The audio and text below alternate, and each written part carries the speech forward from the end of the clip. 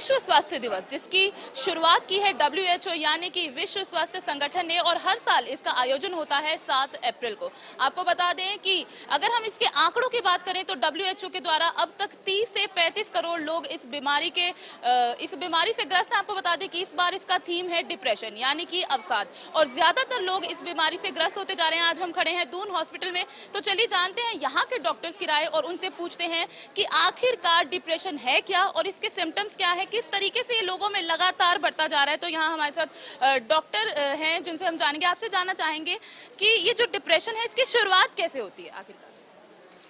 Depression की शुरुआत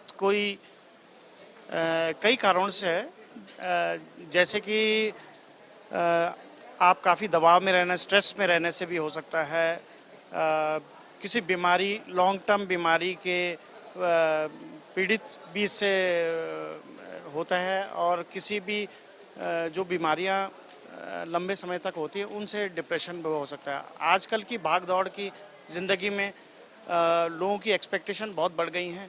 शायद उसको ना पूरा करने का कारण रिलेशनशिप प्रॉब्लम्स की वजह से, और बहुत सारी कारण हैं जो कि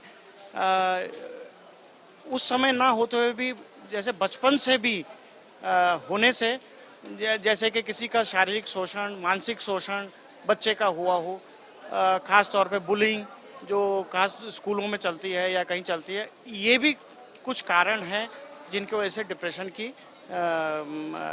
डिप्रेशन लेटर लाइफ में हो सकता है।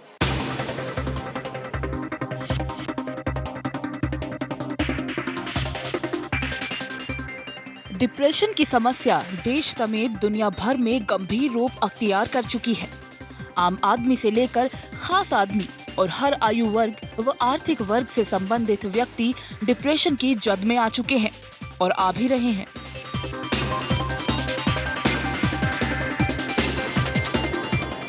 डिप्रेशन यानी तनाव। तनाव को समझने के लिए हमें इस रोग के बुनियादी स्वरूप को समझना जरूरी होता है।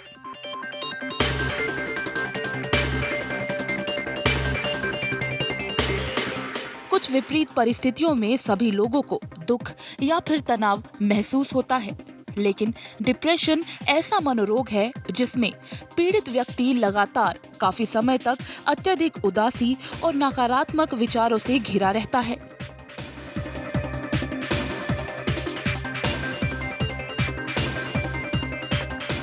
यही नहीं, वो शारीरिक रूप से भी शिथिल महसूस करता है।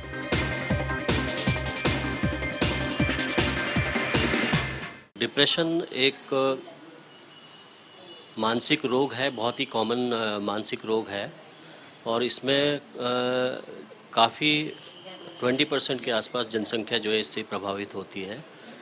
और इसके बारे में ये कहना है कि डिप्रेशन एक क्यूरेबल इलनेस है, और इसकी वजह से जो है आदमी की जो उत्पादक क्षमता है वो प्रभावित होती है किसी भी व्यक्ति की।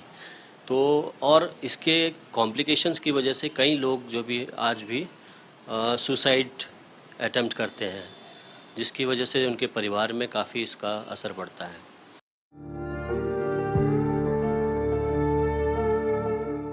डॉक्टर्स के मुताबिक यदि कोई व्यक्ति 2 सप्ताह से अधिक वक्त तक दुख, चिड़चिड़ापन, निजी और सामाजिक मामलों में दिलचस्पी नहीं ले रहा है तो उसे डिप्रेशन की समस्या है।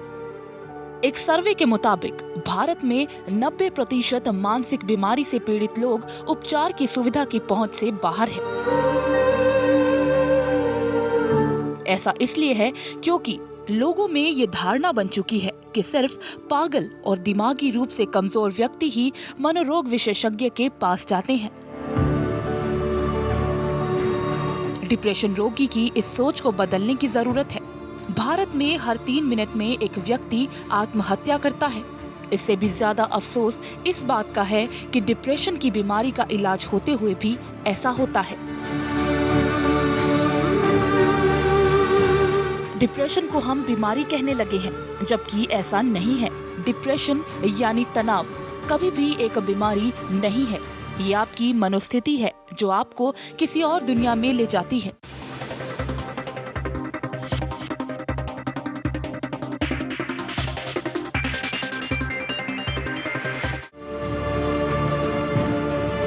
आप समझ नहीं पाते खुद को और आपके आसपास की चीजें गलत लगने लगती हैं।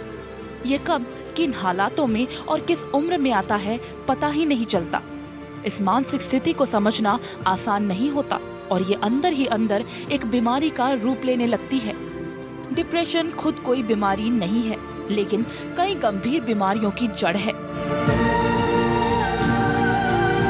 तनाव पहले भी होता था, लेकिन अब हमारे अंदर इसे सहन करने की शक्ति कम हो चुकी है। बदलती जिंदगी और लाइफस्टाइल कहीं ना कहीं हमें इतना कमजोर कर रहे हैं कि हम इसका सामना नहीं कर पा रहे। युवा, बच्चे, बूढ़े, महिलाएं और पुरुष, हर किसी में ये पनप रहा है। और बीमारियों को दवाओं और इलाज से ठीक किया जा सकता है, लेकिन इस बीमारी का बस एक ही इलाज है, खुद से मोहब्बत। हाँ, अगर आपको खुद से मोहब्बत है तो आप कभी डिप्रेशन में नहीं जाएंगे। वैसे तो तमाम डॉक्टर, मनोचिकित्सक इसे अलग अलग ढंग से डिफाइन करते हैं। कोई इसे बीमारी के रूप में देखता है तो कोई इसकी दवा करते हैं, लेकिन इसके पीछे असली कारण क्या है, इस पर सोचना चाहिए और तनाव मुक्त रहना चाहिए।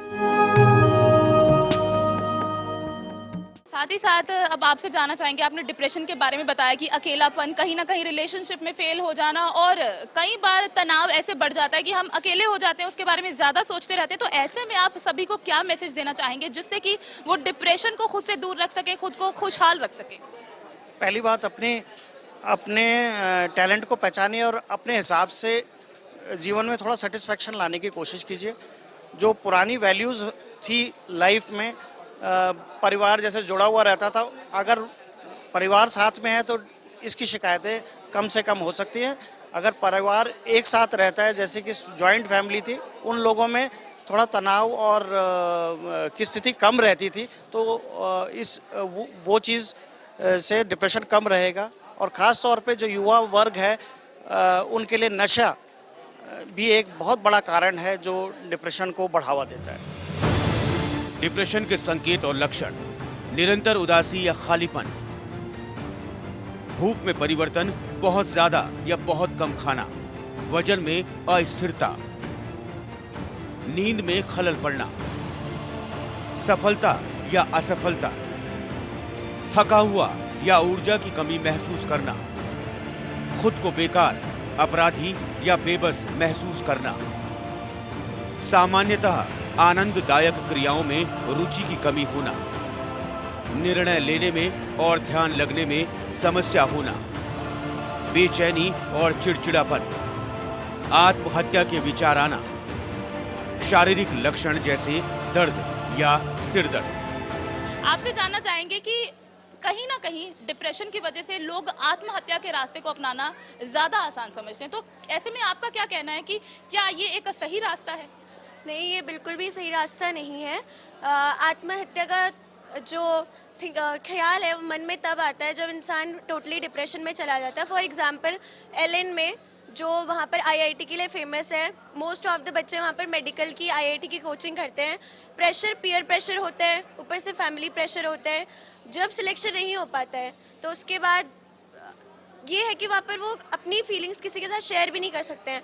जब मेडिकल फील्ड, इंजीनियरिंग फील्ड में और पढ़ाई से रिलेटेड फील्ड में बच्चे आते हैं तो गेम्स में कम जाते हैं। गेम्स जो होते हैं ये मेंटल स्ट्रेस को कम करता है, रिलीव करता है। ऊपर से अगर हम किसी के साथ अपनी बातें शेयर करें तो ये भी हमें कोप अप करने में हेल्प करता है विद डिप्रेशन।